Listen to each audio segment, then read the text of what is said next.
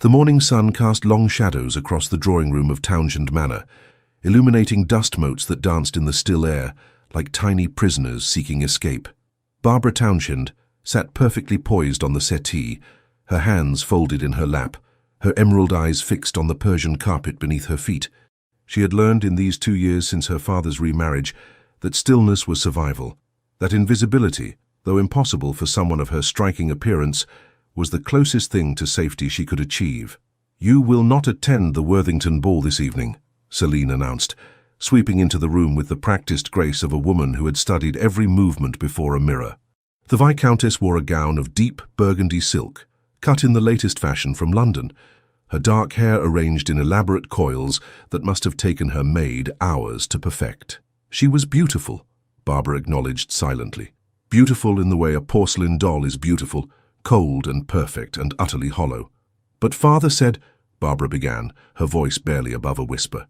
"Your father," Celine interrupted, her lips curving into a smile that never reached her eyes, "has reconsidered. He agrees with me that your presence would be inappropriate, given recent circumstances." Barbara's heart sank. There were no recent circumstances, there never were. But Celine had perfected the art of creating scandals from shadows, of weaving implications from innocent actions, of poisoning her father's mind with whispered half-truths in the dark hours of night, when men were most vulnerable to manipulation. "What circumstances?" Barbara asked, though she knew better than to expect a straight answer. Celine crossed to the window, her movements deliberate, theatrical. "Lady Hartwell mentioned to me just yesterday that she observed you speaking with Lord Ashton at the theatre, alone in the corridor for quite some time." "I was not alone," Barbara protested, her composure finally cracking. "Father was standing not 10 feet away, and Lord Ashton merely asked after my health. The conversation lasted barely 2 minutes. 2 minutes that felt like an eternity to those watching," Celine countered, turning to face her stepdaughter with eyes that glittered like shards of ice. "2 minutes during which you laughed. Quite loudly, I'm told, drawing the attention of half the theatre. Really, Barbara, such behavior. Your dear mother would be mortified."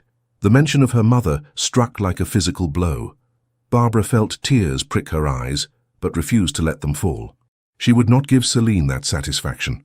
Her mother, Elizabeth Townshend, had been warmth and kindness incarnate. She had taught Barbara that true beauty came from compassion, that grace was in generosity, that a lady's worth was measured not by her appearance, but by the content of her character. Elizabeth would not have been mortified by her daughter's laughter. She would have rejoiced in it. But Elizabeth was 3 years dead, taken by a fever that came swift and merciless. And in her grief, Paul Townshend had sought comfort in the arms of a woman who saw his vulnerability as opportunity. "I will speak to father myself," Barbara said, rising to her feet with as much dignity as she could muster. "You will do no such thing." Celine's voice dropped to a dangerous whisper. "Your father is already distressed by your behavior. I have spent the morning soothing his worries, assuring him that your wildness is simply a phase that will pass with proper guidance. Do not upset him further, Barbara. His health, as you know, is delicate."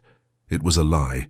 Her father's health was robust, but it was Celine's favorite weapon, the suggestion that any opposition, any attempt by Barbara to defend herself, would somehow harm Paul Townshend. It kept Barbara silent, compliant, trapped in a nightmare of her own family's making. "I understand," Barbara whispered, defeated. "Good." Celine's smile widened, triumphant. "Now, I believe you have needlework to attend to. In your chamber, away from the windows, if you please. We wouldn't want the neighbors getting ideas about your availability." Barbara fled the drawing room, her vision blurred with unshed tears, her throat tight with words she could never speak. She climbed the grand staircase, the same staircase where her mother had once chased her laughing when she was a child, and retreated to her bedchamber, the only space in Townshend Manor that still felt like a sanctuary. The room was lovely, preserved exactly as it had been when her mother was alive, pale blue walls, white lace curtains that filtered the sunlight into something soft and dreamlike, a carved mahogany bed with posts that reached toward the ceiling like the columns of a cathedral. Books lined the shelves, her mother's collection, treasured volumes of poetry and philosophy and history that Barbara had read and reread until she could recite whole passages from memory. She crossed to the window and gazed out at the gardens below. Once they had been her mother's pride, a riot of roses and lavender and honeysuckle that perfumed the air and attracted butterflies that danced among the blooms. Now, under Celine's direction, the gardeners had torn out the cottage flowers and replaced them with severe symmetrical hedges and imported exotic plants that looked impressive but had no scent, no life, no soul. Like Celine herself, Barbara thought bitterly. A knock at the door startled her from her reverie. "Enter," she called, composing herself. The door opened to reveal Mary, her lady's maid, one of the few servants who remained from her mother's time, and one of the few people in the household who showed Barbara genuine kindness. "Miss Barbara," Mary said softly, her weathered face creased with concern, "I've brought your tea." "Thank you, Mary." Barbara managed to smile. "Though I suspect Celine will soon decide I don't deserve even that small comfort." Mary set the tea tray on the small table near the fireplace and lingered, twisting her hands in her apron. "Begging your pardon, miss, but it's not right. What's happening to you? The whole staff sees it, the way she treats you, the way she's turned your father against his own daughter." "There's nothing to be done," Barbara said, though the sympathy in Mary's eyes nearly undid her carefully maintained composure. "Father loves her. He believes everything she tells him." "Love?" Mary scoffed. "That woman doesn't know the meaning of the word. What she feels for your father is possession, nothing more, and what she feels for you—" She broke off, shaking her head. "Is jealousy," Barbara finished quietly. "I know, Mary. I've always known." It had started almost immediately after the wedding. At first, Barbara had tried to befriend her stepmother, had genuinely hoped that they might find companionship in their shared loss. For Celine, too, was a widow, or so she claimed. But Barbara had quickly learned that Celine saw her not as a potential daughter, but as a rival. It was in the way Celine's expression would sour whenever Barbara entered a room, the way she would interrupt any conversation Barbara attempted with her father, the way she would insist on accompanying Barbara to every social event, hovering like a dark shadow, inserting herself into every interaction until gentleman caller after gentleman caller made their excuses and fled. And then, when Barbara's natural beauty and genuine kindness continued to attract admiration, despite Celine's interference, the campaign of isolation had begun. First, the restrictions on her social engagements for her own good, Celine assured Paul, because Barbara was too trusting and needed protection from fortune hunters. Then, the whispered rumors that traveled through drawing rooms and ballrooms, nothing specific, nothing Barbara could directly refute, just vague implications that there was something not quite proper about Paul Townshend's daughter. Now at 21, Barbara found herself a prisoner in her own home, her reputation tarnished by insinuation, her relationship with her father poisoned by lies, her future dimming with each passing day. "There's talk below stairs," Mary said, lowering her voice to barely a whisper. "About the Worthington ball tonight. They say the Duke of Montfort will be in attendance, just returned from his estates in Yorkshire." Barbara's heart gave an unexpected flutter. She had never met the Duke of Montfort, though his reputation preceded him. Samuel Montfort was said to be one of the wealthiest men in England, his dukedom ancient and his influence considerable. He was also said to be intelligent, discerning, and utterly uninterested in the frivolous games of London society. At 32, he remained unmarried, despite being considered the most eligible bachelor in the realm. "Why would that matter to me?" Barbara asked, trying to keep her voice neutral. "Celine has already forbidden me from attending." "That's just it, miss." Mary's eyes gleamed with something that might have been hope. "Cook heard from the Worthingtons' housekeeper that the Duke specifically asked if you would be in attendance. Seems he met your mother years ago and remembered her kindness. He wished to pay his respects to her daughter." Barbara's breath caught. Someone who had known her mother. Someone who remembered Elizabeth Townshend, not as the ghost who haunted these halls, but as the vibrant, compassionate woman she had been. The longing to meet this person, to hear stories about her mother from someone who had admired her, was almost overwhelming. "It doesn't matter," she said, forcing the words past the lump in her throat. "Celine will never allow it." "Perhaps," Mary said slowly, "you might find a way to attend, without her permission." Barbara stared at her maid in shock. "Mary, I couldn't possibly—" "Couldn't you?" Mary challenged, her usual deference falling away. "Miss Barbara, you're 21. a grown woman, and whether her ladyship likes it or not, you're still Paul Townshend's daughter. You have every right to attend a ball if you choose. Father would be furious. Would he? Or would Celine convince him to be furious? Mary moved closer, her expression earnest. What's the worst that could happen, miss? She's already taken everything from you. Your freedom, your social standing, your relationship with your father. She keeps you locked away like a shameful secret. How much worse can it get? The question hung in the air between them, dangerous and tempting. Barbara walked to her wardrobe and opened it, revealing the gowns that hung inside like the ghosts of a former life. Beautiful creations in silk and satin, most of them gifts from her mother, all of them unworn for nearly a year because Celine had deemed them inappropriate or too ostentatious, or simply found reasons why Barbara should not leave the house to wear them. Her fingers brushed against a gown of pale gold silk, the color of champagne with delicate embroidery at the bodice and sleeves. Her mother had commissioned it for Barbara's 18th birthday, saying the color made her eyes glow like emeralds, and her hair, a rich chestnut brown, shined like polished mahogany. "Help me dress, Mary," Barbara said suddenly, surprising herself with the firmness in her voice. "I'm going to that ball." Mary's face broke into a wide smile. "That's my girl. Your mother would be proud." As her maid helped her into the golden gown, Barbara felt something she hadn't experienced in 2 long years. Hope. Perhaps it was foolish. Perhaps she would pay dearly for this small rebellion. But the prospect of meeting someone who had known her mother, of spending even one evening outside the suffocating confines of Townshend Manor, was worth any price. She studied her reflection in the mirror as Mary arranged her hair, pinning it up in an elegant style that emphasized the graceful line of her neck. She saw what Celine saw, the delicate features, the luminous skin, the natural beauty that needed no artifice to enhance it. But she also saw what her mother had taught her to see, strength in the set of her jaw, intelligence in her eyes, character in every line of her face. "You look beautiful, miss," Mary whispered. "Every inch your mother's daughter." Barbara took a deep breath, squared her shoulders, and made a decision that would change the course of her life. She would go to the Worthington Ball. She would meet the Duke of Montfort, and for one evening she would remember what it felt like to be Barbara Townshend. Not Celine's victim, not her father's disappointment, but the woman her mother had raised her to be, the woman she was determined to become again. The journey to Worthington House was accomplished with a mixture of subterfuge and good fortune.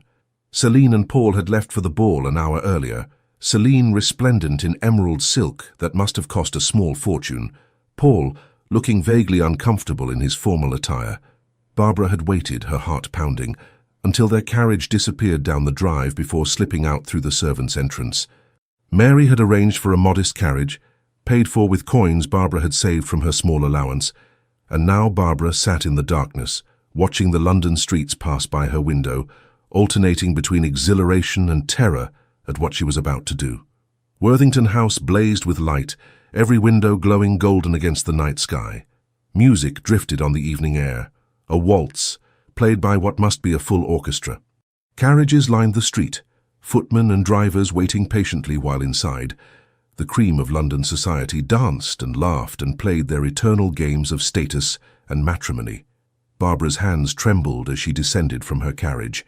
She had no chaperone, no companion, no protection if Celine discovered her presence.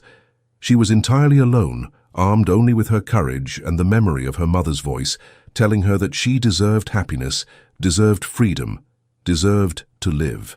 "Miss?" The Worthington butler greeted her at the door, his expression professionally neutral, though his eyes widened slightly at her unaccompanied state. "May I announce you?" "Miss Barbara Townshend," she said, lifting her chin with a confidence she didn't quite feel. If the butler found anything unusual about Paul Townshend's daughter arriving separately from her father and stepmother, he was too well trained to show it. He led her through the entrance hall and to the top of the grand staircase that swept down into the ballroom. "Miss Barbara Townshend," he announced in a voice that carried over the music. The effect was immediate and dramatic. Conversations faltered, heads turned. The orchestra played on, but half the dancers seemed to lose their rhythm, stumbling slightly as they stared at the young woman standing at the top of the stairs. Barbara descended slowly, acutely aware of every eye upon her. She saw familiar faces, ladies she had once called friends, gentlemen who had once paid her court, matrons who had known her mother. She saw surprise, speculation, and in some faces, genuine pleasure at her unexpected appearance. She also saw Celine. Her stepmother stood near the refreshment table, a glass of champagne frozen halfway to her lips. Her face transformed into a mask of such pure rage that Barbara nearly turned and fled. Beside her, Paul Townshend looked merely confused, his brow furrowed as he tried to make sense of his daughter's presence. But before Celine could move, before the moment could shatter, a man stepped forward from the crowd. He was tall, easily over 6 feet, with broad shoulders that his evening coat emphasized rather than concealed. His hair was dark, nearly black, and his eyes, as they met Barbara's, were a startling shade of blue that seemed to see directly through her carefully maintained composure to the frightened woman beneath. His features were strong, aristocratic, handsome in a way that suggested character rather than mere symmetry. "Miss Townshend," he said, his voice deep and warm, as he reached the bottom of the staircase and offered his hand. "I am Samuel Montfort. I had hoped for the honor of meeting you this evening. Might I have the pleasure of this dance?" Barbara's breath caught. The Duke of Montfort, here now, offering her his hand, and whether he knew it or not, his protection from Celine's wrath. She placed her hand in his, feeling the strength in his fingers as they closed around hers. "The honor would be mine, Your Grace," she managed to say, and allowed him to lead her onto the dance floor. As the music swelled and Samuel Montfort's arm came around her waist, Barbara caught a glimpse of Celine's face in the crowd. Her stepmother looked as though she had swallowed poison. And in that moment, as the Duke swept her into the waltz with practiced grace, Barbara couldn't help but smile. For the first time in 2 years, she felt like herself again. Samuel Montfort was not a man easily impressed. At 32, he had spent over a decade navigating the treacherous waters of London society, fending off ambitious mothers and their calculating daughters, distinguishing genuine character from practiced performance, and developing a reputation for being able to see through deception with unnerving accuracy. It was a skill born of necessity. When one was a duke with considerable wealth and influence, one learned quickly that most smiles were manufactured, and most compliments were currency. But as he held Barbara Townshend in his arms, gliding across the Worthington ballroom in 3/4 time, Samuel found himself genuinely captivated. Not by her beauty, though she was undeniably lovely. The golden gown brought out the warmth in her skin, and her chestnut hair caught the candlelight in ways that made it seem to glow from within. No, what held his attention was something far more compelling, the contradiction between the grace with which she moved and the shadow of fear that flickered in her remarkable green eyes. "You dance beautifully, Miss Townshend," he observed, noting how she followed his lead effortlessly, as though they had partnered 100 times before. "Thank you, Your Grace. My mother insisted I have the finest instruction." A small smile touched her lips at the memory, but it faded quickly, replaced by a wariness that seemed at odds with the social setting. "Your mother was Lady Elizabeth Thornton before her marriage, was she not?" Samuel guided her through a turn, using the movement to position them away from the watchful eyes he'd noticed tracking their every move, particularly those of the Viscountess in emerald silk, whose expression could have curdled milk. Barbara's eyes widened with surprise and something that looked like relief. "You knew her?" "Briefly but memorably. I was all of 20, fresh from Cambridge, and thoroughly convinced of my own importance. Your mother attended a garden party at my family's estate. She was already married to your father then, and you were a little girl playing on the lawn. I made some pompous pronouncement about the poor, suggesting they were largely responsible for their own misfortune, and your mother very politely but very thoroughly dismantled every point of my argument." He smiled at the memory. "She did it with such kindness that I couldn't even be offended. I merely felt educated. It was a novel experience for a young duke who was accustomed to having his every word treated as wisdom." "That sounds exactly like her," Barbara said, and this time her smile reached her eyes, transforming her face from merely beautiful to luminous. She believed that privilege came with responsibility, that those of us blessed with comfort and security had an obligation to those less fortunate. "A philosophy you seem to have inherited." Samuel had made inquiries about Barbara Townshend before this evening. His sources had painted a picture of a young woman known for her charity work, her kindness to servants, her genuine interest in people regardless of their station. They had also mentioned in carefully worded phrases that she had become increasingly reclusive over the past 2 years, rarely appearing in society, despite being at the perfect age for securing an advantageous marriage. The wariness returned to her eyes. "I'm afraid I have little opportunity to practice such philosophy these days, Your Grace. My circumstances have changed since my mother's passing. So, I understand." The waltz was coming to an end, and Samuel made a decision. "Miss Townshend, would you do me the honor of taking a turn about the terrace? I find the ballroom rather stifling." He saw her hesitation, saw her glance toward the corner where her father and stepmother stood in what appeared to be a heated, whispered conversation. The Viscountess's face was flushed with barely contained fury, while Viscount Townshend looked increasingly distressed. "I shouldn't," Barbara said quietly. "My presence here is already causing difficulty." "Then let us cause a bit more," Samuel replied, surprising himself with the impulse that drove the words. "I suspect you have weathered far greater difficulties than this, Miss Townshend. And I promise you, as long as you are in my company, no one will dare offer you anything but the utmost respect." Something shifted in her expression, a spark of defiance that he suspected was the true Barbara Townshend, the woman who existed beneath the layers of caution and suppression. "Very well, Your Grace, though I warn you, you may find yourself at the center of a scandal simply by association with me. I have weathered scandals before," Samuel said lightly, offering his arm. "I believe I shall survive this one."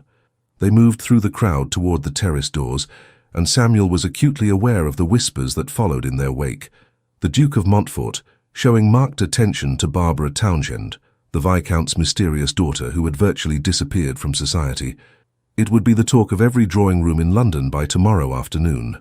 Good, Samuel thought with satisfaction. Let them talk.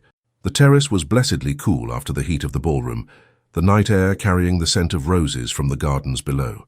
Other couples strolled in the lamplight, maintaining proper distances, engaging in the ritualized flirtation that characterized courtship among their class. Samuel led Barbara to a corner partially shielded by a potted orange tree, offering a measure of privacy while remaining entirely proper. "Your Grace," Barbara began, her voice low and urgent, "I must thank you for your kindness this evening, but I should not monopolize your time. There are many ladies here who would flutter their eyelashes and compliment my title and bore me to tears within 5 minutes," Samuel interrupted. "I did not ask you to dance out of pity, Miss Townshend, nor am I keeping your company out of obligation. I am here because I find you far more interesting than anyone else in that ballroom." She stared at him, clearly unsure how to respond. In the lamplight he could see the exhaustion that her careful grooming couldn't quite conceal, the faint shadows beneath her eyes, the tension in her shoulders, the way her hands clasped together as though she were holding herself upright by sheer will. "Tell me," Samuel said gently, "what has happened to Paul Townshend's daughter in the 2 years since London last saw her? I remember you from your come-out season. You were much sought after, beautiful, accomplished, and genuinely kind. A rare combination, yet you vanished as surely as if you had been spirited away to a convent." Barbara's composure, so carefully maintained, began to crack. "I cannot discuss, that is, it would be inappropriate to speak of family matters with someone I've only just met. Perhaps. Or perhaps you've been taught to believe that your suffering should remain silent, that asking for help is shameful, that enduring cruelty is noble." He paused, choosing his words carefully.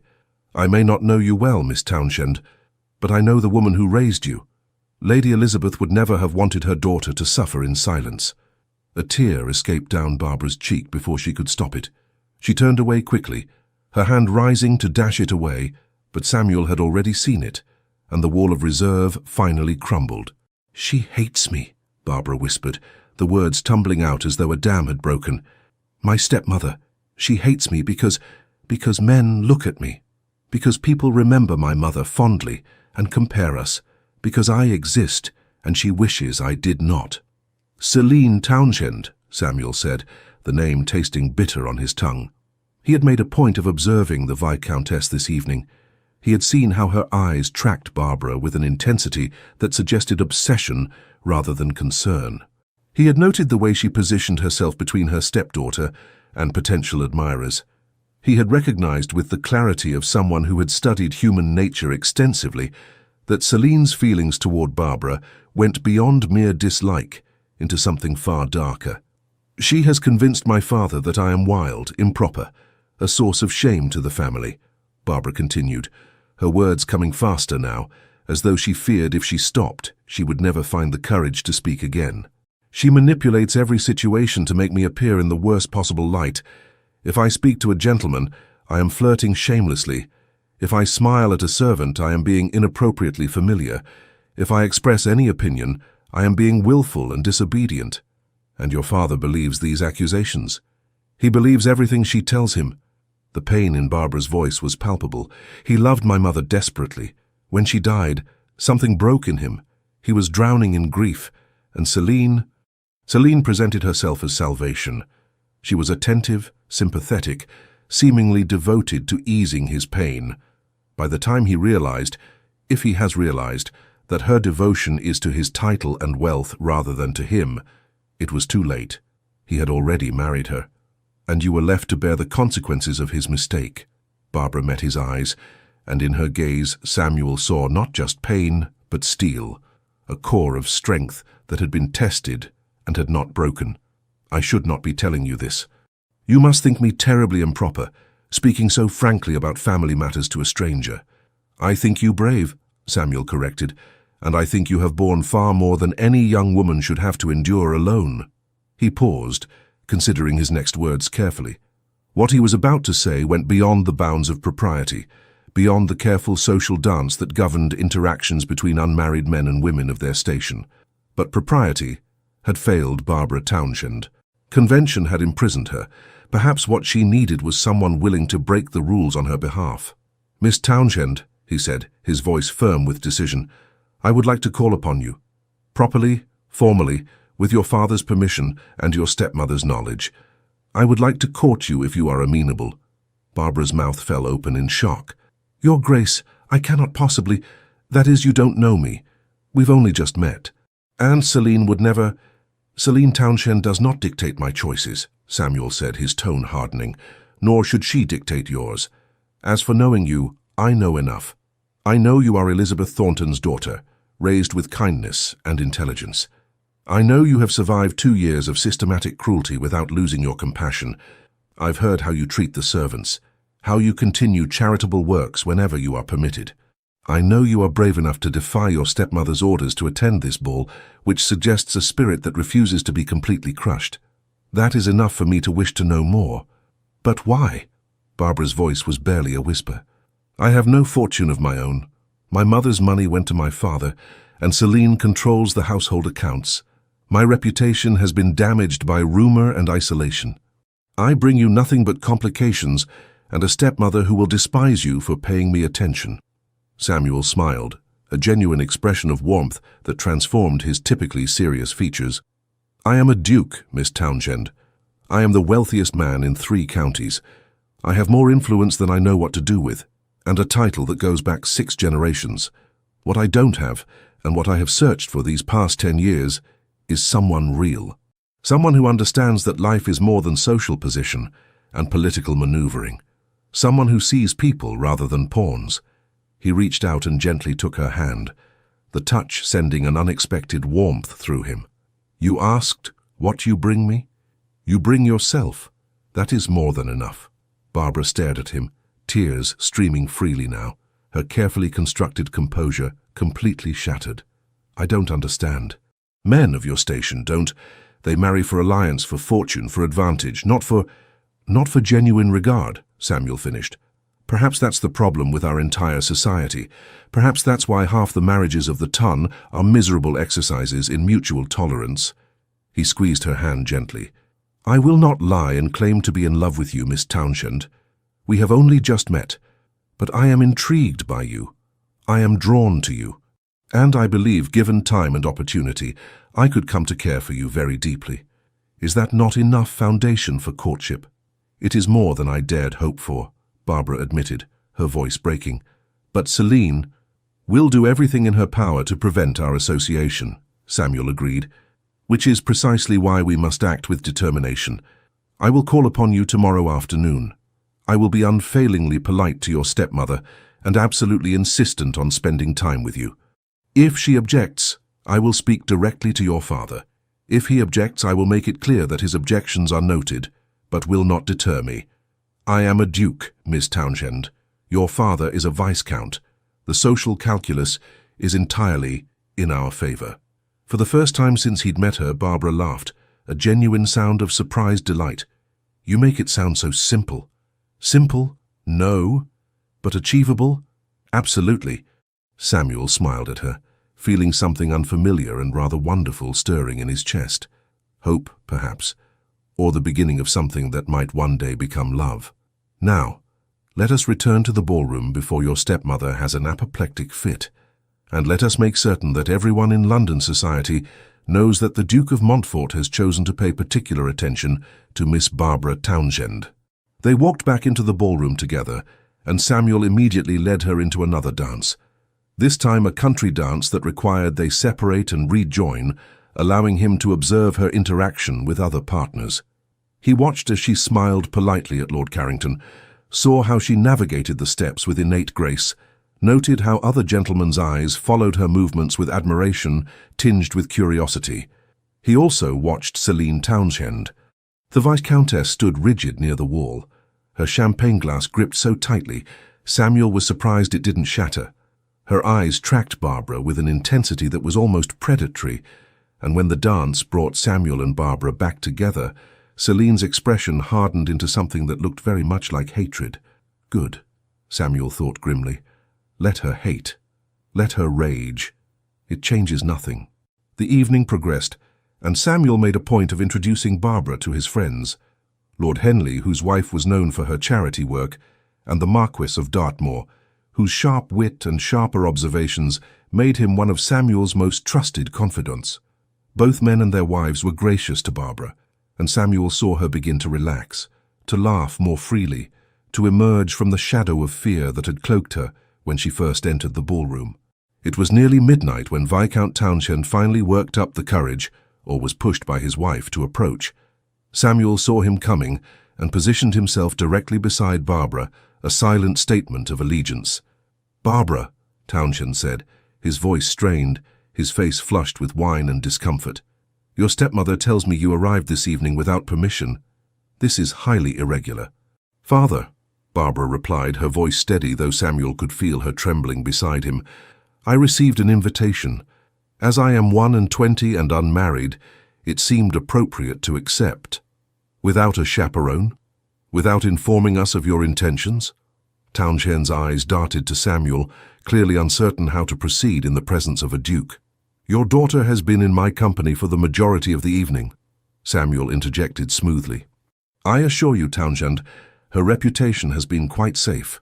Indeed, I intend to call upon her tomorrow to properly request your permission to court her." The effect of these words was extraordinary.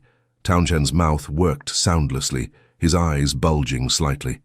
Behind him, Celine had gone white as death, her carefully applied rouge standing out against her suddenly pallid skin like wounds. "Your Grace," Townshend stammered, "this is most unexpected. I had no idea you were considering, that is, Barbara has not mentioned." "We only met this evening," Samuel said pleasantly, "but I am not a man who requires extensive contemplation when I recognize quality. Your daughter is accomplished, intelligent, and possesses a character that does credit to her mother's memory. I should be honored if you would permit me to know her better." Townshend looked helplessly at his wife, clearly awaiting instruction. Celine's face had transformed from white to mottled red, her jaw clenched so tightly Samuel could see the muscle jumping beneath her skin. But even Celine Townshend was not foolish enough to openly object to a duke's attentions. "Of course, Your Grace," Celine said through gritted teeth that tried to simulate a smile. "We would be honored by your interest in our dear Barbara." Our dear Barbara. The possessive phrase made Samuel's skin crawl. Barbara was not theirs. She was being held hostage by them. "Excellent," Samuel said. "Then I shall call at 3 o'clock tomorrow afternoon. Miss Townshend, would you be available at that time?" "I shall make certain she is," Celine answered, before Barbara could speak, her eyes promising retribution even as her voice dripped false honey. Samuel ignored her, keeping his attention fixed on Barbara. "Miss Townshend?" Barbara lifted her chin, and Samuel saw the woman she might become if freed from Celine's influence. Strong, confident, magnificent. "I shall look forward to it, Your Grace." The evening ended shortly after, with Barbara departing in her modest hired carriage before her father and stepmother could insist she return with them. Samuel watched her leave, then deliberately made the rounds of the ballroom once more, ensuring he mentioned to Lady Hartwell, Mrs. Pennington and the Duchess of Somerset, the three greatest gossips in London, that he was quite taken with Miss Townshend and intended to pursue courtship. By tomorrow evening, all of London would know, and that knowledge would be Barbara's protection. As Samuel's own carriage carried him home through the dark streets, he reflected on the evening's events. He had come to the Worthington ball with mild curiosity and a vague intention to pay respects to his old acquaintance's daughter. He was leaving with something far more significant, a purpose. Samuel Montfort had spent 12 years as a duke, learning to manage estates, navigate politics, and fulfill the obligations of his rank, but he had never felt truly needed. His tenants needed his management, yes, and Parliament needed his vote, but no one had needed him. Samuel, the man beneath the title. Barbara Townshend needed him. Not his title, not his wealth, not his influence, though all those things would help. She needed someone to see her, to stand beside her, to tell her that she was worth fighting for. And Samuel discovered, rather to his surprise, that he needed her as well. He needed her honesty in a world of deception. He needed her kindness in a society that prized cleverness over compassion. He needed her courage, the courage of someone who continued to be good despite every reason to become bitter. Tomorrow he would begin the campaign to win not just her hand, but her heart, and to free her from the gilded cage that trapped her. Celine Townshend would fight him every step of the way. Samuel was certain of that, but the Viscountess had made a critical error. She had assumed that her cruelty to Barbara would remain hidden, that the walls of Townshend Manor would keep her secret safe. She had not counted on Samuel Montfort, and she had not counted on the fact that a duke who had finally found something worth fighting for was a formidable adversary indeed. The morning after the Worthington ball dawned grey and cold, with rain threatening from clouds that hung low over London like a sodden blanket. Barbara woke to the sound of raised voices, her father's rumbling bass, and Celine's higher, sharper tones cutting through the walls of her bedchamber like knives. She had expected this, had known even as she danced in Samuel Montfort's arms that there would be consequences for her defiance. But the memory of the evening, the kindness in the Duke's eyes, the warmth of his hand holding hers, the revolutionary promise that she might be worth fighting for, gave her strength she hadn't known she possessed. Mary entered without knocking, her face pale with worry. "Miss Barbara, her ladyship is in a terrible state. She's been ranting since dawn. Your father tried to calm her, but she's inconsolable." "What is she saying?" Barbara asked, though she could guess. "That you've humiliated the family, that you manipulated the Duke into paying attention to you, that you're trying to ruin her standing in society." Mary moved to the wardrobe, pulling out a morning dress of soft grey muslin. "She's also saying, begging your pardon, miss, that the Duke's interest cannot possibly be genuine, that you must have used inappropriate behaviour to capture his attention." Barbara felt heat rise in her cheeks, not from shame but from anger. Of course, Celine would twist the situation into something sordid. The Viscountess could not conceive of a man being genuinely attracted to Barbara's character, so she invented scandal where none existed. "Help me dress, Mary," Barbara said quietly. "If I'm to face the dragon, I should at least be properly armoured." 20 minutes later, dressed and coiffed with as much dignity as her trembling hands would allow, Barbara descended the stairs to the morning room where breakfast was customarily served. She could hear Celine's voice growing louder as she approached. "Completely out of control, Paul. You must see that this cannot continue. The girl is willful, disobedient, and now she's attempting to trap a duke into marriage through the most obvious schemes." "Now, my dear," Paul Townshend's voice was placating, weary. "The Duke approached Barbara, not the other way around. Lord Dartmoor himself told me that Montfort was quite taken with her. Surely that's a good thing, a duke, Celine. Our daughter could be a duchess." "She is not your daughter," Celine hissed, and Barbara froze outside the door, her hand on the handle, her heart suddenly pounding so hard she thought it might burst from her chest. "She is the spawn of that sanctimonious woman who had you wrapped around her finger." Elizabeth's precious daughter, who everyone compares me to. Elizabeth's perfect angel, who makes me look like the villain simply by existing." There was a long silence. Then Paul's voice, colder than Barbara had heard it in years. "You will not speak of Elizabeth in that manner." "Or what?" Celine's laugh was brittle, edged with hysteria. "You'll defend her memory. You'll take your daughter's side against me. We both know you won't, Paul. You need me. You need what I give you, the social connections, the respectability, the appearance of a proper household. Without me, you're just a second-rate viscount with dwindling funds and a too beautiful daughter who reminds you every day of the wife you lost." "Celine, no." The Viscountess's voice dropped to something dangerous. "Let us speak plainly for once. You know as well as I do that Barbara has become a problem. She's too lovely, too accomplished, too much like Elizabeth. People look at her and see what I am not. Gentlemen flock to her and barely notice me. Even the servants prefer her to me. I've seen how they look at her with sympathy, as though I'm the cruel stepmother in some fairy tale." "Perhaps," Paul said slowly, and Barbara's heart broke at the pain in his voice. "Because you have been cruel to her. I've tried not to see it, Celine. I've told myself that your discipline was for Barbara's own good, that your restrictions were reasonable. But last night when I saw her in that ballroom, truly saw her for the first time in 2 years, I realized what I've done, what I've let you do." Barbara's breath caught. Could it be possible? Was her father finally seeing the truth? "What you've let me do," Celine's voice rose to a shriek, "I have saved this family from scandal. That girl was running wild, attracting every fortune hunter in London with her looks and her false sweetness. I have protected her, protected you, protected all of us from her recklessness. By locking her away? By spreading rumors about her own daughter? By turning me against my own child?" Paul's voice shook. "Last night, the Duchess of Somerset asked me why I had hidden Barbara away like a shameful secret. She said the entire ton had wondered what terrible thing Barbara had done to deserve such treatment. And I had no answer, Celine. Because the truth is, she has done nothing.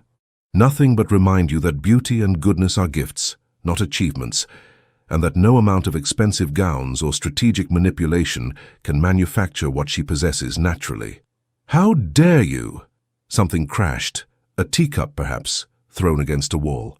"I will not be spoken to this way. I am your wife. I am the Viscountess Townshend.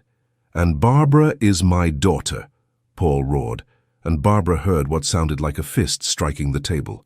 "My daughter Celine, Elizabeth's daughter. The child I have betrayed and abandoned because I was too weak to see what you were doing. But I see it now, and it ends today. Barbara should have announced her presence then, should have entered the room.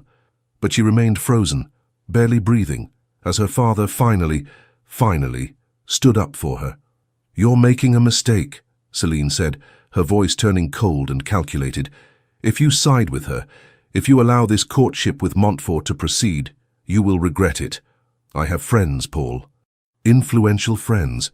And I have information about your finances, about certain indiscretions from your past that could make life very difficult for you. Are you threatening me?" Paul's voice was deadly quiet. "I'm reminding you of reality. You think Montfort's interest will protect Barbara? He's a duke. He could have any woman in England. What makes you think his fascination with your common daughter will last beyond a few weeks? Men like him don't marry girls like her. They amuse themselves and move on, and when he does, Barbara will be ruined. Not just isolated as she is now, but truly ruined. No decent man will want her, and you will have me to thank for preventing that fate. Or," Paul countered, "Montfort is genuine in his interest. Barbara becomes a duchess, and you lose your hold over this household entirely. Which is what truly terrifies you, isn't it? Not that Barbara will be hurt, but that she'll be happy. That she'll succeed despite your efforts to destroy her." Barbara heard footsteps, Celine pacing, most likely, trying to regain control of the conversation. When the Viscountess spoke again, her voice had changed, become softer, more seductive. It was the voice Barbara had heard her use on Paul countless times, the voice that transformed her from harpy to siren. "Paul, my darling, you're upset. Understandably so. It was a difficult evening for all of us. But surely you know I only want what's best for this family. For you." The sound of rustling fabric, of Celine moving closer to him. "I love you. Everything I do is out of love for you. Can't you see that? Don't." Paul's voice was firm. Don't try to manipulate me, Celine, not now. Not when I finally see clearly. You see what you want to see. All pretense of sweetness vanished from Celine's voice. Fine. Allow the courtship. Let Montfort dance attendance on your precious daughter. But mark my words, Paul, I will not make it easy for them. If Barbara wants the Duke, she'll have to earn him. And I'll be watching every moment, waiting for her to make a mistake. One slip, one impropriety, one moment that I can twist into scandal, and I will destroy any chance she has at happiness. This I swear to you. Barbara had heard enough. She pushed open the door and stepped into the morning room, her head high, her hands steady, despite the turmoil in her heart. Both her father and Celine turned to stare at her. Paul looked haggard, older than his 45 years, his face lined with guilt and regret. Celine looked like a cornered animal, beautiful still, but with something feral in her eyes that made Barbara's blood run cold. "Good morning, father," Barbara said calmly. Celine. She deliberately did not use the title stepmother, a small defiance that made Celine's eyes narrow dangerously. Barbara. Paul stepped forward, his hands reaching for her, then falling helplessly to his sides. "My dear child, I don't know what to say. His voice broke. "I've been a terrible father to you." "You've been a grieving husband," Barbara said gently, though her throat was tight with emotion. "You missed Mother. I understand that, Father. I miss her too. Every day. That doesn't excuse—" Paul shook his head. "I should have protected you. From rumors, from isolation, from—" His gaze flickered to Celine, who stood silent and rigid, her face a mask of barely contained fury. "I should have been paying attention." "You're paying attention now," Barbara said. "That's what matters." "How touching," Celine interjected, her voice dripping venom. "The prodigal daughter returns, and suddenly all is forgiven. How very convenient. Just in time for the Duke's visit this afternoon." "About that," Paul said, straightening his shoulders as though preparing for battle. "Barbara will receive the Duke in the drawing room. You and I, Celine, will be present as chaperones. But we will not interfere. We will be courteous, welcoming, and we will give Barbara the opportunity to know Montfort better without—" He paused, choosing his words carefully. "Without undue interference." "Undue interference," Celine repeated flatly. "Is that what you call proper supervision of an unmarried young woman? I call it what it is, giving my daughter the chance I should have given her 2 years ago, the chance to be courted, to be admired, to make her own choices about her future." Paul moved to Barbara's side, and though he didn't quite embrace her, the gesture of solidarity was clear. "And if Montfort proves unworthy of her, I will be the one to send him away, not you." Celine's composure finally shattered. "You'll regret this," she spat, all pretense of civility abandoned. "Both of you will regret this. I have made you, Paul Townshend. Your position in society, your connections, your respectability, all of it comes through me. Without me, you're nothing. And your daughter—" She turned her vicious gaze on Barbara. "Your daughter is a foolish girl playing at being sophisticated. Montfort will see through her soon enough, and when he does, she'll have nothing. No prospects, no reputation, nothing but the memory of a duke who took pity on her for an evening and then moved on to someone more suitable." "If that's what you truly believe," Barbara said, surprised by the steadiness of her own voice, "then you have nothing to fear from this courtship. It will end naturally and I will be no threat to you."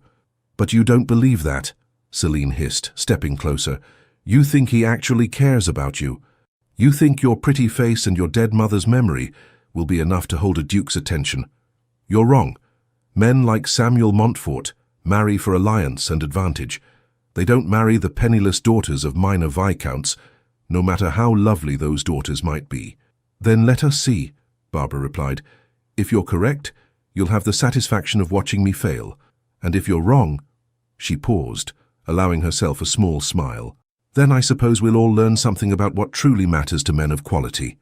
The look Celine gave her then was one of pure hatred, so intense that Barbara actually took a step back. She had known her stepmother disliked her, had even understood that jealousy played a role in that dislike. But this was something else entirely, a loathing so deep and consuming that it seemed to radiate from Celine like heat from a fire. "This isn't over," Celine said softly, her voice all the more menacing for its quietness. You think you've won because your father has finally grown a spine. You think the Duke's interest protects you, but I have 2 years of practice in making your life miserable, Barbara. 2 years of learning exactly which pressures to apply, which fears to exploit, which weaknesses to target. And now, instead of having to hide my actions, I'll have a legitimate reason to scrutinize your every interaction with Montfort. One mistake, just one, and I will make certain he sees you exactly as I see you, a manipulative child playing games far beyond her understanding. With that, Celine swept from the room, her silk skirts rustling like the warning rattle of a serpent. Barbara's knees went weak, and she sank into the nearest chair. Paul moved to her side immediately, his hand coming to rest awkwardly on her shoulder. "She means it," Barbara whispered. "Every word. She'll do everything in her power to destroy this before it begins." "I know," Paul admitted, his voice heavy with guilt and resignation. She's not the woman I thought I was marrying. Or perhaps she is, and I was too blinded by grief and loneliness to see what was right in front of me." He knelt beside Barbara's chair, taking her hands in his. His palms were sweaty, trembling slightly. "I've failed you, Barbara. Failed you and your mother's memory. Can you ever forgive me?"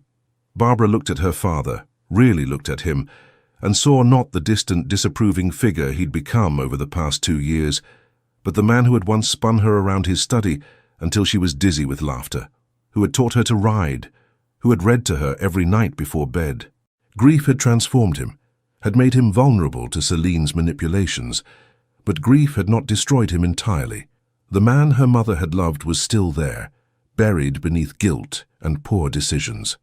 "I forgive you, Father," she said, squeezing his hands. "But now we must be practical. Celine will do everything she can to sabotage my courtship with the Duke. We need to be prepared." Paul nodded slowly, rising to his feet. "I'll speak to the staff. Make it clear that any reports about you, anything that could be twisted or used against you, should come directly to me, not to Celine, and I'll be present for all of Montfort's visits. I won't let her manufacture scenarios or create scandals where none exist." "Thank you, Father." Barbara stood as well, straightening her dress with hands that were steadier now. "But we should prepare for the possibility that Celine will act outside the household. She mentioned having influential friends." "What did she mean by that?" Paul's expression darkened. "Lady Whitmore, primarily. A widow with more money than sense and a vicious tongue. She and Celine have become close this past year. I suspect Celine has been feeding her gossip, building alliances in case she ever needed them.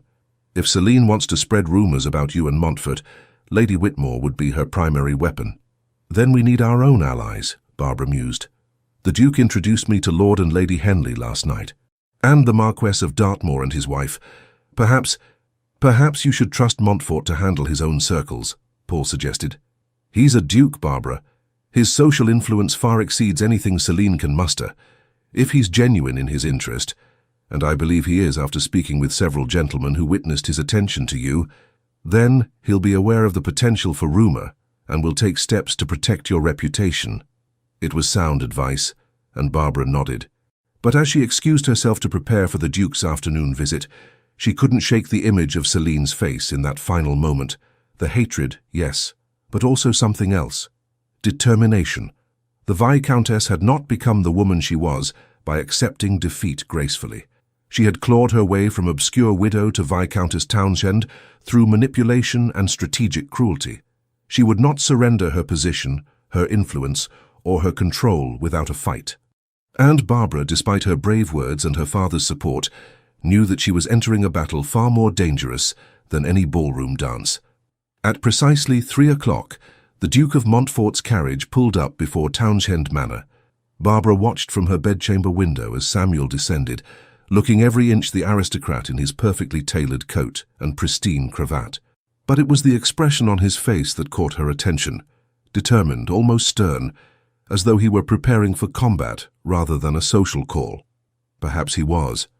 Mary had dressed Barbara in a gown of soft blue muslin that brought out the green in her eyes, and had arranged her hair in a simple but elegant style that emphasized the graceful line of her neck. "You look beautiful, miss," Mary whispered, "as beautiful as I've ever seen you." Barbara studied her reflection and saw not beauty but armor, the carefully applied powder that hid the shadows beneath her eyes. the strategic pins that made her hair appear effortlessly styled, when in fact it had taken 40 minutes to achieve the look, the dress that flattered her figure while remaining entirely proper and modest. She was preparing for war, same as the Duke. The knock at her door came from one of the footmen. "Miss Barbara, the Duke of Montfort has arrived and is waiting in the drawing room." "Thank you, Henry. Please inform His Grace that I shall be down momentarily." She took a final deep breath, squared her shoulders, and descended to meet whatever fate awaited her. The drawing room of Townshend Manor had been her mother's favourite space, decorated in soothing shades of cream and gold, with large windows that let in abundant light, and a pianoforte in the corner that Elizabeth had played beautifully.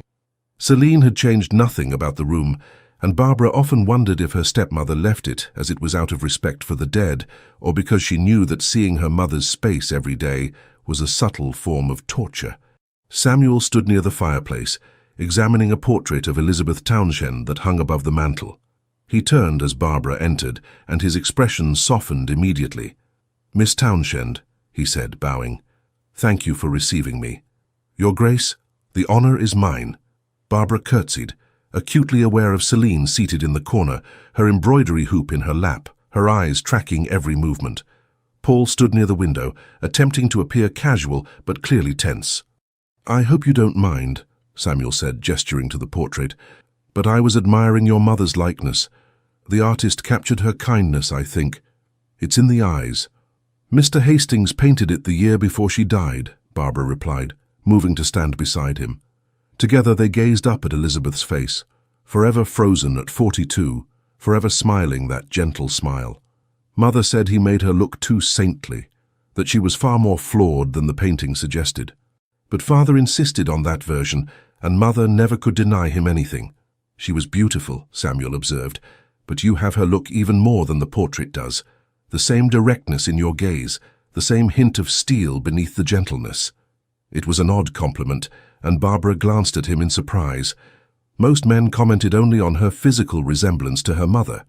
Samuel was seeing something deeper, character traits, essential qualities that went beyond appearance. "Your Grace is very observant," she said quietly. "I make it a practice to observe carefully," Samuel replied. "One never knows what important details one might miss otherwise." His gaze flickered to Celine, a look so brief Barbara almost missed it, but pregnant with meaning nonetheless. "Perhaps we might sit," Paul suggested, moving forward with determined cheerfulness. "Celine, my dear, ring for tea." The next hour was an exercise in civilized torture. Samuel sat opposite Barbara, maintaining perfect propriety while managing to convey through subtle glances and carefully chosen words that he was entirely aware of the hostile atmosphere and utterly undeterred by it. He spoke of his estates in Yorkshire, of his work in the House of Lords, of his interests in agricultural reform and education for the poor, topics that revealed him to be a man of substance and genuine concern for his responsibilities. Barbara responded in kind, discussing the charitable work she had done before her isolation, her love of reading, her interest in history and philosophy. She was careful to moderate her enthusiasm. Celine had often criticized her for being too passionate about intellectual topics, claiming it made her appear unfeminine, but Samuel seemed to encourage rather than discourage her opinions. "Have you read Mr. Malthus's essay on population?" he asked at one point. "I have," Barbara replied, "though I found his conclusions rather pessimistic. Surely human ingenuity and compassion can overcome the resource constraints he predicts." "An optimist," Samuel said with a smile. "How refreshing. Most people simply accept Malthus's gloom as inevitable." "Most people," Celine interjected sweetly, "don't presume to have opinions on complex economic matters beyond their understanding. Barbara has always been rather opinionated. I'm sure it comes from reading too many books without proper guidance." The insult was delivered with a smile, wrapped in concern, making it impossible for Barbara to respond without appearing defensive. She felt heat rise in her cheeks and lowered her eyes to her teacup. "On the contrary," Samuel said, his voice cooling noticeably, "I find Miss Townshend's opinions both informed and thoughtful. One might argue that too few women are encouraged to engage with complex topics. Our society would benefit from more females with the courage to form and express educated views." Celine's smile froze on her face, Score 1 for the Duke, Barbara thought with grim satisfaction. The visit continued in this vein, Samuel asking Barbara substantive questions, Barbara responding with genuine interest and intelligence, and Celine interjecting subtle insults disguised as concern. Each time Samuel deflected or countered with perfect politeness, making it clear without ever being overtly rude that he saw through every word the Viscountess spoke. Finally, as the clock struck 4, Samuel rose to take his leave. "Miss Townshend, I wonder if you might permit me to call again. Perhaps tomorrow. I'm hosting a small gathering at my townhouse, just a few friends and some rather accomplished musicians.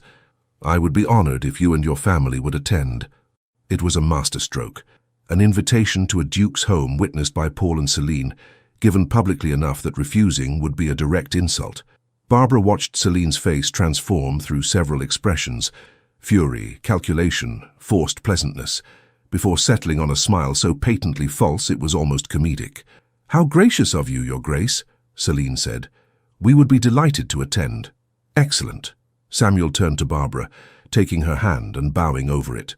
His lips barely brushed her glove, but Barbara felt the warmth of the gesture through the fabric. "Until tomorrow, Miss Townshend. I find I am already anticipating our next conversation."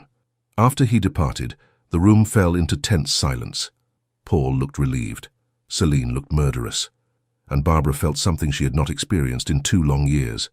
Genuine hope that perhaps, just perhaps, her life might be about to change. But she also felt fear.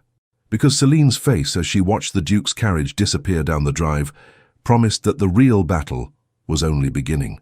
The gathering at Montfort House was unlike anything Barbara had experienced in her isolated years. Samuel's London residence was a masterpiece of Georgian architecture, all clean lines and classical proportions, filled with light from tall windows and decorated with art that spoke of cultivation and taste rather than ostentation. But it was the atmosphere that struck Barbara most forcefully, the genuine warmth with which Samuel greeted his guests, the intellectual curiosity that animated the conversations, the complete absence of the social pretension that characterized most ton gatherings. "Miss Townshend, may I introduce you to my sister, Lady Eleanor Fairfax?" Samuel guided Barbara toward a woman in her late 20s with kind eyes and her brother's same direct gaze. "I've been longing to meet you," Eleanor said warmly, taking both of Barbara's hands in hers. "Samuel has spoken of nothing else since the Worthington ball. You've quite captivated my famously impervious brother." Barbara felt herself blushing. "Lady Eleanor, you're too kind. I'm sure His Grace simply is standing right here and can speak for himself," Samuel interjected with amusement. "And yes, I am quite captivated. I make no attempt to hide it." Over the following weeks, Samuel's courtship of Barbara was methodical, public, and absolutely ruthless in its effectiveness.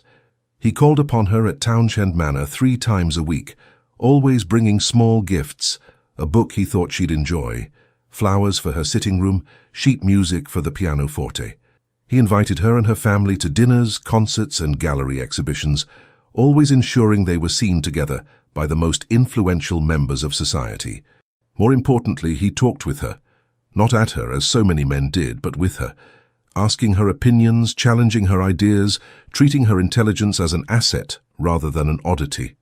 Barbara found herself falling in love not with his title or his wealth or even his handsome face, but with the man who saw her as a complete person rather than merely a beautiful ornament. But with each passing day, Celine's campaign of sabotage intensified. It began with small things. Barbara's finest dresses mysteriously developed tears or stains just before Samuel's visits. Her invitations to events would disappear, only to be found too late to respond. Celine would schedule conflicting engagements and then express loud disappointment when Barbara had to choose between them. Then the rumors began, whispered suggestions that Barbara was too forward with the Duke, implications that her isolation had been due to scandalous behavior, insinuations that she was fortune-hunting, that she had set her cap at Montfort through calculated manipulation. "Lady Whitmore told me the most distressing thing," one matron confided to another in Barbara's hearing at a musicale. "She heard from the Viscountess Townshend herself that Miss Barbara has been quite aggressive in her pursuit of the Duke. Apparently, she even attended the Worthington ball without permission, knowing he would be there." Samuel heard the rumors too, of course. London society was small, and gossip travelled at the speed of malice. But instead of withdrawing, he increased his attentions. He made a point of dancing with Barbara at every ball, of sitting beside her at dinner parties, of praising her publicly and often. "They're saying I'm chasing you," Barbara told him during a rare private moment in the Townshend garden, where Mary stood at a discreet distance as chaperone. "That I'm manipulating you through feminine wiles." "Let them say it," Samuel replied calmly. "Anyone who knows me, truly knows me, understands I am not a man to be manipulated, and those who don't know me don't matter. But your reputation is entirely secure. I'm a duke, Barbara. Society forgives dukes a great deal." He reached out and took her hand, his thumb brushing over her knuckles in a gesture of comfort. "What concerns me is your reputation. Celine is being very clever. She's not saying anything directly slanderous, just creating an atmosphere of doubt, making people wonder. What can we do?" Samuel's smile was wolf-like. "We can accelerate matters. Force her hand before she's ready." 3 days later, at a ball hosted by the Duchess of Somerset, Samuel requested a private audience with Barbara's father.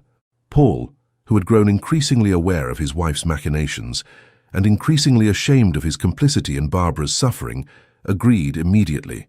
They met in the Duke of Somerset's library, with the Duke and Duchess present as witnesses. Samuel was direct. "Viscount Townshend, I wish to marry your daughter. I am asking for your permission to propose to her." Paul's eyes widened. They had been courting for only 6 weeks. "Your Grace, this is rather sudden." "Is it?" Samuel countered. "I'm 32 years old. I've spent over a decade searching for a woman of substance, intelligence, and genuine character. I found her in your daughter. I see no reason to delay simply because society expects a longer courtship. But Barbara, have you discussed this with her? Does she return your feelings?" "I believe she does, though I confess I wish to secure your permission before declaring myself fully. But Townshend, let us be honest with each other. Your daughter is not safe in your house. Your wife—" He paused, choosing his words carefully. "Lady Townshend has made it abundantly clear that she views Barbara as a threat to her own position. The sooner Barbara is removed from that environment, the better for everyone." Paul's face flushed with shame. "I know I've failed her, failed to protect her from Celine's jealousy and cruelty. If you can offer her safety and happiness, then you have my blessing. More than that, you have my gratitude." Samuel proposed that very evening, in the Townshend garden beneath a sky full of stars, with Mary once again serving as chaperone and Eleanor Fairfax having mysteriously arrived to lend propriety to the occasion. "Miss Townshend, Barbara," Samuel began, taking both her hands in his, "I am not a man given to flights of romantic fancy, but I am a man who recognizes value when he sees it. You are strong, intelligent, compassionate, and brave. You have endured years of cruelty without becoming cruel yourself. You have been isolated, but have not grown bitter. You are, in short, the finest woman I have ever known. Would you do me the extraordinary honor of becoming my wife?" Barbara's vision blurred with tears, happy tears for the first time in so long.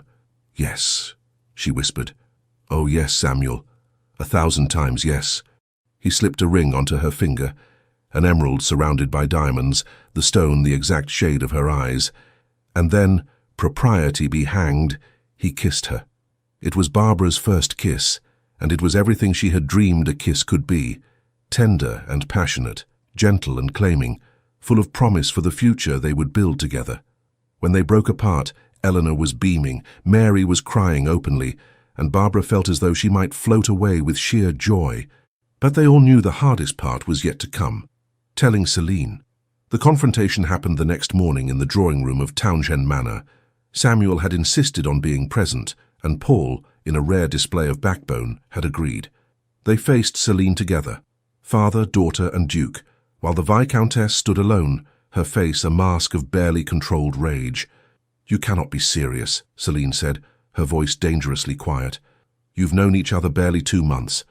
"Long enough to know we suit," Samuel replied calmly. "The engagement is official as of this morning. The announcement will appear in tomorrow's papers." "No." Celine's composure cracked. "I won't allow this. Barbara is too young, too foolish." "Barbara is 21, Paul interrupted. "A woman grown, and I have given my blessing to this match." Your blessing. Celine turned on her husband with venom. You mean you've given away the one thing of value in this house? The one person who gave us any social standing worth having? You mean the one person whose beauty and goodness threatened your position? Samuel said coldly. Let us dispense with pretense, Lady Townshend. You have spent 2 years trying to destroy Barbara through isolation and rumor. You have poisoned her relationship with her father, damaged her reputation, and made her a prisoner in her own home. All because you could not tolerate the fact that men preferred to look at her rather than you. That society admired her rather than you, that she was everything you pretended to be but never were. Celine's face went white with fury. How dare you speak to me? I dare because someone must speak the truth, Samuel continued relentlessly. You are a manipulator and a liar. You married Townshend for his title and wealth, not out of affection. You saw Barbara as an obstacle to be removed rather than a daughter to be loved. And you have failed, Lady Townshend. Despite your best efforts, Barbara has not been crushed. She has not become bitter. She has survived you, and now she will thrive, far beyond your reach. She'll be a terrible duchess, Celine spat. She knows nothing of managing a great household. She has no experience with the responsibilities. She has more grace and genuine nobility in her smallest finger than you possess in your entire body, Samuel shot back. And she will learn what she needs to learn, supported by people who actually care for her, rather than seeing her as competition. Celine turned desperately to Paul. You're going to let him speak to me this way? You're going to let him take her? Paul met his wife's gaze steadily, and for the first time in 2 years, Barbara saw her father as he had been before grief had broken him. Strong, decisive, certain. I'm going to let my daughter marry a man who loves her and will protect her from those who wish her harm, even if, especially if, those people live under my own roof. Then you're both fools, Celine shrieked. She'll make a mockery of his title. She'll humiliate him with her common ways and her pathetic attempts to seem educated. Men like him tire of women like her. He'll be unfaithful within a year, keeping mistresses while she sits at home wondering where her perfect romance went. Barbara had remained silent throughout the exchange, but this accusation stung enough that she finally spoke. You're wrong, Celine. But even if you weren't, even if Samuel did tire of me, even if this marriage proves less than perfect, I would still choose it. I would still choose 1 year of happiness and respect over a lifetime of being your prisoner. Something in Celine seemed to break at those words. Her face crumpled, and for one strange moment, Barbara almost felt pity for her, because beneath the anger and manipulation, there was genuine pain, the pain of a woman who had built her entire identity on being desired and admired, only to discover that such things could not be manufactured or controlled. Get out, Celine whispered. All of you, get out of my sight. With pleasure, Samuel said. He offered Barbara his arm. Come, my dear. We have wedding plans to make. As they left Townshend Manor for what would be the final time Barbara lived there, she felt the strangest mixture of emotions. Relief, certainly, and joy at the future awaiting her, but also sadness for her father, who would have to live with the consequences of his poor choices, and surprisingly a measure of compassion for Celine, who would spend the rest of her life trapped in the prison of her own jealousy and insecurity. The wedding took place 6 weeks later, at St. George's Church in Hanover Square, with all of London society in attendance. Barbara wore a gown of ivory silk that had belonged to Samuel's grandmother, altered to fit her perfectly, with orange blossoms in her hair and a veil of the finest Brussels lace. Paul walked her down the aisle, tears streaming unashamedly down his face. Your mother would be so proud, he whispered as they reached the altar. I'm sorry I failed you for so long, my dear girl, but I'm so glad you found happiness despite my failures. I love you, Father, Barbara replied, squeezing his hand, and I forgive you. Samuel stood waiting for her, devastatingly handsome in his formal attire, but it was the expression on his face that made Barbara's heart soar. Love, pride, and something that looked remarkably like awe, as though he couldn't quite believe his good fortune. The ceremony was beautiful. The breakfast afterward was magnificent. But the moment Barbara treasured most came hours later, when she and Samuel finally had a moment alone in the carriage taking them to Montfort Abbey, his ancestral estate in the country where they would spend the first weeks of their marriage. Happy? Samuel asked, pulling her close. Deliriously so, Barbara admitted. Though I confess I keep waiting for something to go wrong, for Celine to appear and snatch it all away. She has no power over you now, Samuel assured her. You are a duchess, Barbara, my duchess, and I promise you this. I will spend the rest of my life ensuring that you never feel trapped, controlled, or diminished again. Your intelligence, your compassion, your strength, these are gifts I intend to celebrate every single day. Barbara leaned her head against his shoulder, feeling the last of her fears dissolve. I love you, Samuel. I think I started falling in love with you that first night, when you asked me to dance and saw past my fear to the person beneath. I love you too, Samuel murmured against her hair. My brave, brilliant, beautiful Barbara. As the carriage rolled through the countryside toward their future, Barbara thought about all that had happened, the suffering, the isolation, the battle against Celine's cruelty. She thought about her mother, who had taught her that true strength lay in remaining kind, despite having every reason to become bitter. She thought about her father, who had finally found his courage again, even if too late to prevent all her pain. But mostly, she thought about the man beside her, the Duke who had seen her truly, who had fought for her publicly, who had chosen her not despite her scars, but with full knowledge of them, who had transformed her from prisoner to partner, from victim to victor. What are you thinking? Samuel asked. That Celine was wrong, Barbara replied with a smile. She thought I would be ruined without her approval, that I could never be more than the isolated girl she tried to make me. But she forgot something important. What's that? That I am my mother's daughter. And my mother taught me that we create our own worth, that love is stronger than jealousy, and that genuine goodness will always eventually triumph over calculated cruelty. Barbara lifted her face for a kiss. Celine tried to destroy me. Instead, she only made me stronger, strong enough to recognize real love when it found me. Samuel kissed her then, long and deep, and in that kiss, Barbara felt every promise of the future they would build together, a future of partnership and respect, of children who would be raised with love and security, of work and purpose that would give meaning to her days. She had been trapped in a gilded cage, controlled by a woman who saw her as nothing more than competition, but she had broken free. And in breaking free, she had found not just escape, but genuine happiness. The happiness of being seen, being valued, being loved exactly as she was.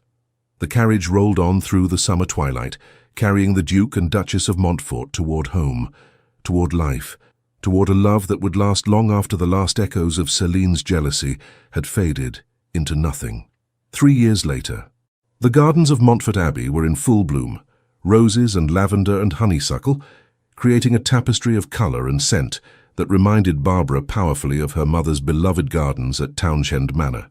She had recreated them here, with Samuel's enthusiastic support, and now spent hours among the flowers with her daughter, 2-year-old Elizabeth, named for the grandmother she would never meet, but whose legacy lived on in every kind act, every thoughtful word.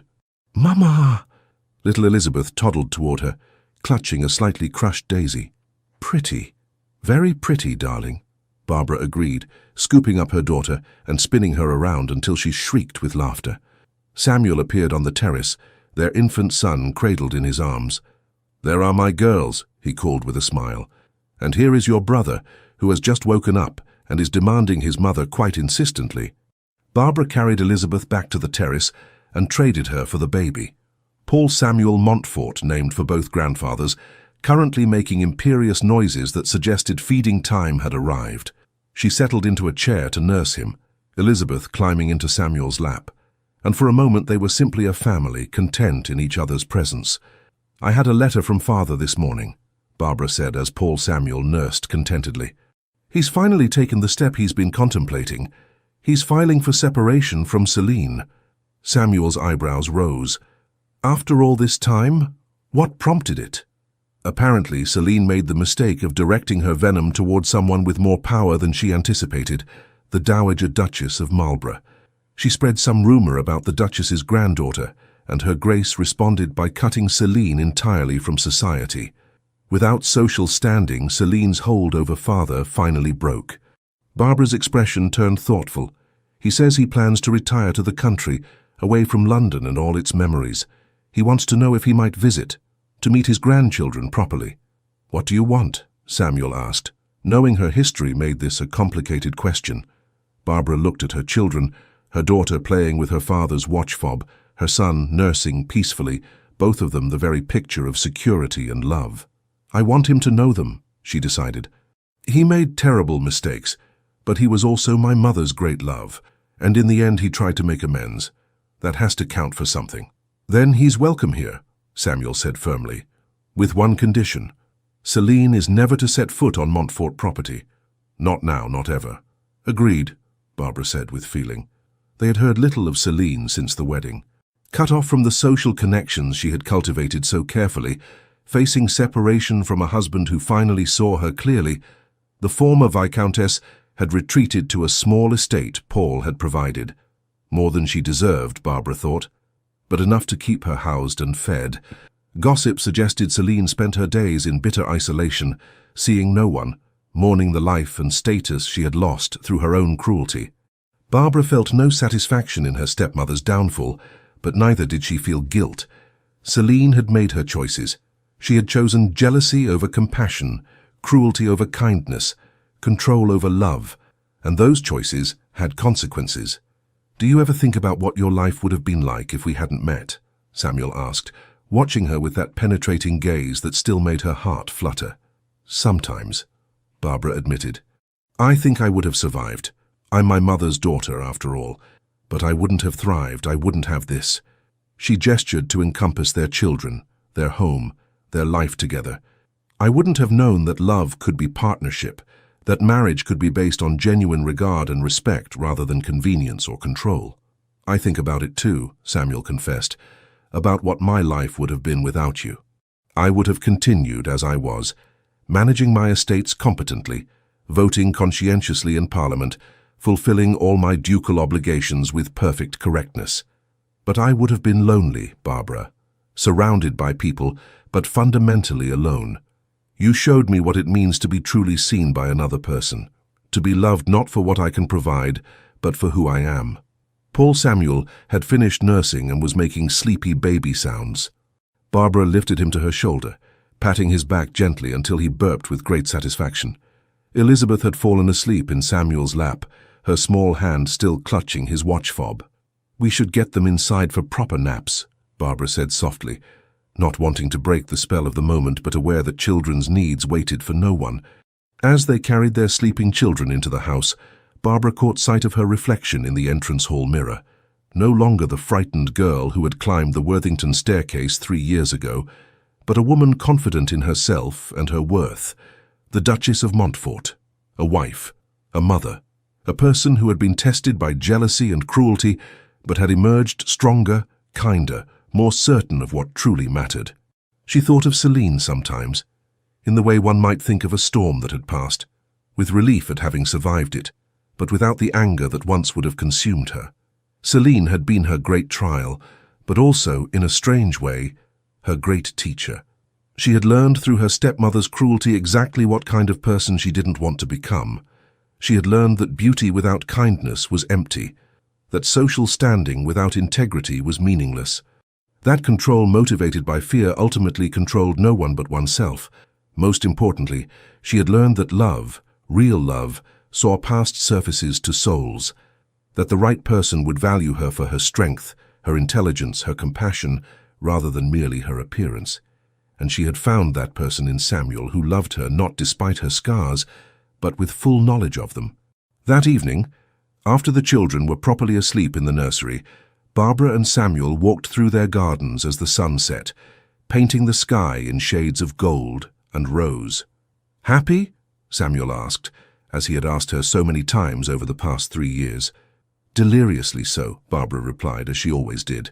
But this time she added, "You know, I used to dream about escaping, about running away from Townshend Manor, from Celine's cruelty, from everything that made me feel small and trapped. But what I found was so much better than escape." "What did you find?" "Home," Barbara said simply. "Not just a place, but a person. You're my home, Samuel. You and our children and the life we've built together. Celine tried to take everything from me, my freedom, my dignity, my future.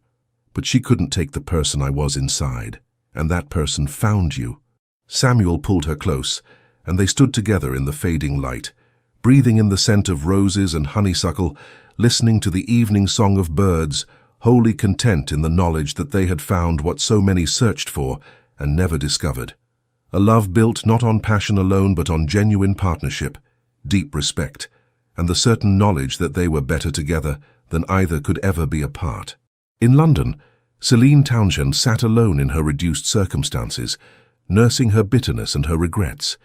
In his country estate, Paul Townshend began the slow process of making peace with his failures and his lost years. And at Montfort Abbey, Barbara and Samuel built a life of meaning and joy, raising their children with the love and security that every child deserves, and proving every day that genuine goodness will always triumph over calculated cruelty. Her stepmother had controlled everything, her life, her father, her very existence for 2 painful years, but she had never controlled, could never control, the one thing that mattered most, Barbara's heart. And that heart had chosen love, chosen Samuel, chosen a future bright with promise and possibility. It was, Barbara thought as she and Samuel returned to the house hand in hand, the very best kind of triumph, not victory over an enemy, but victory for love, for hope, for the belief that no matter how dark the night, morning always comes at last. And what a glorious morning it had turned out to be. The end. Dear listener, if you have lived many years and weathered many storms, know this: Barbara's story, though set in a different time and place, speaks to a timeless truth. There are people in this world who will try to diminish you, control you, make you feel small and worthless. They do this not because of any lack in you, but because of a profound lack in themselves. But you are stronger than their cruelty. You are more valuable than they could ever make you believe. And somewhere, somehow, love is waiting for you. Maybe romantic love, maybe the love of friends or family, maybe simply love of yourself and your own worth. Hold fast to your goodness. Hold fast to your strength. Hold fast to the knowledge that you deserve happiness, respect, and the freedom to become whoever you were meant to be. The gilded cage can be escaped. The cruel stepmother, literal or metaphorical, can be overcome. And on the other side of suffering lies not just survival, but the possibility of genuine joy. May you find your happiness. May you recognize real love when it finds you. And may you never stop believing that you are worthy of every good thing this life has to offer. With hope and affection, from one who believes your best days are still ahead. The Legends of the Fall Team. Thank you so much for staying with us until the end of Barbara's unforgettable story. If her journey moved you, from silence to strength, from control to freedom, from heartbreak to a duke's loving arms, we kindly invite you to subscribe to our channel, leave a comment, give this video a like, and share it with someone who loves beautiful, redemptive love stories.